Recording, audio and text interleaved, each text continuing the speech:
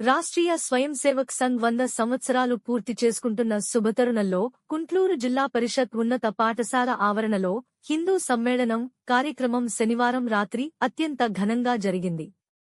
హిందూ సమ్మేళనం నిర్వహణ సమితి అధ్యక్షుడు బద్దం హరీష్ రెడ్డి, జనరల్ సెక్రటరీ చిలువోజు మురళీచారి అధ్యక్షతన జరిగిన ఈ హిందూ సమ్మేళనానికి ముఖ్య అతిథిగా గీతా విజన్ ప్రాజెక్ట్ మరియు సనాతన సింధు సత్సంగ్ ట్రస్ట్ వ్యవస్థాపకులు స్వామి స్థితప్రజ్ఞానంద సరస్వతి, ముఖ్య వక్తగా విశ్వ హిందూ పరిషత్, కవి, రచయిత ఏడుదొడ్ల మల్లికార్జున రెడ్డి హాజరయ్యారు. ఈ సందర్భంగా వారు మాట్లాడుతూ హిందూ ధర్మం అనేది కేవలం పూజలు మాత్రమే కాదని, అది ఒక ఉన్నతమైన జీవన విధానమని స్పష్టం చేశారు. కుల, మత, ప్రాంతీయ భేదాలను పక్కన పెట్టి హిందువులంతా ఒకే కుటుంబంగా సంఘటితం కావాలని, సనాతన ధర్మ పరిరక్షణే దేశానికి శ్రీరామరక్ష అని పిలుపునిచ్చారు. ఈ కార్యక్రమాన్ని విజయవంతం చేసిన ప్రతి ఒక్కరికీ హిందూ సమ్మేళనం నిర్వహణ కమిటీ అధ్యక్షుడు బద్దం హరీష్ రెడ్డి ధన్యవాదాలు తెలియజేశారు. ఈ సందర్భంగా భారీగా అన్నప్రసాద వితరణ చేశారు. ఈ కార్యక్రమంలో బీజేపీ నాయకుడు కుంట్లూరు వెంకటేష్ గౌడ్, నిర్వహణ కమిటీ సభ్యులు సాధు శ్రీనివాస్ ముదిరాజ్, బద్దం శ్రీకాంత్ రెడ్డి, కొలను దామోదర్ రెడ్డి, పిన్నెంటి సుధాకర్ రెడ్డి, చుంచు బాల్ రెడ్డి, సామ మహేందర్ రెడ్డి, సుర్వి సురేష్, బంగారు మదన్, పలు పార్టీల నాయకులు, హిందూ బంధువులు అధిక సంఖ్యలో పాల్గొన్నారు. అందరికీ శుభాభినందనలు. ఆర్ఎస్ఎస్ 100 సంవత్సరముల యొక్క విజయోత్సవం సందర్భంగా గుంట్లూరు గ్రామంలో ఈరోజు హిందూ సమ్మేళనం అంటే హిందూ శక్తి శంకరావము అత్యద్భుతంగా దిగ్విజయంగా జరిగింది. ఈ కార్యక్రమానికి ఎంతో మంది సాయం అందించారు. దీనికి ప్రతి పిల్లలు, పెద్దలు, యువతి యువకులు, ముసలి వాళ్ళతో సహా దగ్గర కొన్ని వేల మంది ఇక్కడికి ఈ గుంట్లూరు జిల్లా పరిషత్ గ్రౌండ్ లో హాజరయ్యారు.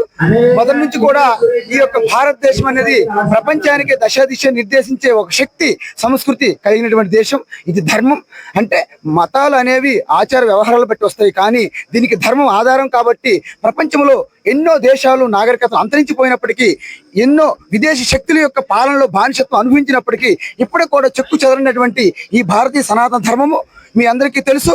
విదేశీ శక్తులు వచ్చి ఆ యొక్క సోమనాథ్ అయితేనేమి, అయోధ్య రాముని మందిరం అయితేనేమి కూల్చేసి బాబ్రీ మసీదులు అలాంటి కట్టినప్పటికీ ఇప్పుడు కూడా మళ్ళీ దిగ్విజయంగా అక్కడ అయోధ్య రామ మందిరం అయితేనేమి, అక్కడ సోమనాథ మందిరం అయితేనేమి విరాజిల్లుతున్నాయి. కానీ దీని కూల్చివేతకి కారణమైన దుండగులు ఆల్రెడీ భూమిలో కలిసిపోయారు. వారి యొక్క దోమల్లాగా ఈగల వలె మాడిపోయారు. కాబట్టి ఈ సనాతన ధర్మం పైన, ఈ యొక్క దేవాలయాల పైన, ఈ సంస్కృతి పైన, ఈ ధర్మం పైన ఎవరైనా సరే కుతంత్రులు, కుట్రలు చేసినా, ఎప్పుడైనా సరే ఇలాంటి విదేశీ విద్రోహ శక్తులు చేసినప్పటికీ వారందరూ కూడా మట్టిలో కలిసిపోతారు. కానీ సనాతన ధర్మానికి ఆది లేదు, అంతం లేదని చెప్పడానికి ఇది అంటే ఈ యొక్క మన భారతదేశం ఎప్పుడైతే భగవద్గీత పట్టుకుంటుందో మళ్ళీ విశ్వగురువుగా పూర్వవైభవం పొందుతుందనడానికి ఎటువంటి సందేహం లేదు. అందువలన భారతదేశం మళ్ళీ విశ్వగురువుగా పూర్వవైభవం పొందాలంటే భగవద్గీతని నిత్య నిరంతరం ప్రతి ఇంట్లో చదువుకోవాలి. ఇప్పుడు ఈ భారతదేశం, ఈ భూమిలో ఉన్నటువంటి ప్రతి ఒక్కరు హిందువులే. ఈ భారతదేశంలో ఉన్నటువంటి ప్రతి ఒక్కరు భారతీయుడే. అంటే భారతదేశం అనే తల్లి మనకి వందే మాతరం అనేది అప్పుడు మన అందరికీ తెలుసు. అది 4 పాదములుగా ఉన్నటువంటి వందే మాత్రాన్ని 2 పాదాలకే పరిమితం చేశారు. ఎందుకంటే దానిలో ఉన్నటువంటి ఆ శక్తి ఆవాహనాన్ని పక్కన పెట్టారు.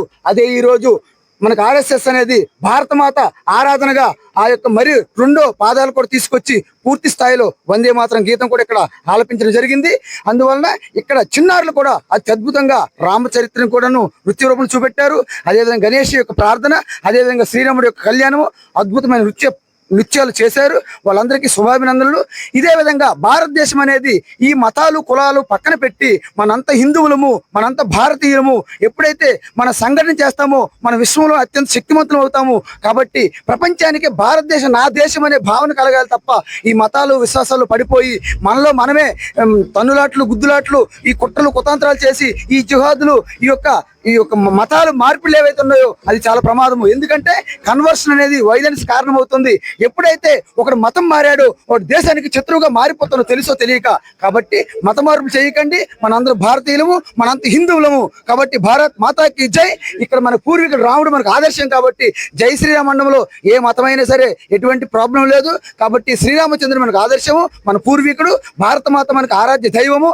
అన్ని దేవీ దేవతల ఆరాధన కూడా భారత మాతలోనే సమ్మిళితం అవుతాయి. కాబట్టి భారత మాతాకి జై అని ఆ యొక్క శ్రీరామ జై శ్రీరామ నినాదంతో ముందుకెళ్లి ఆ యొక్క ఆర్ఎస్ఎస్ సాధించిన అద్భుతమైన విజయాలు ఒకసారి చెప్పుకున్నాము.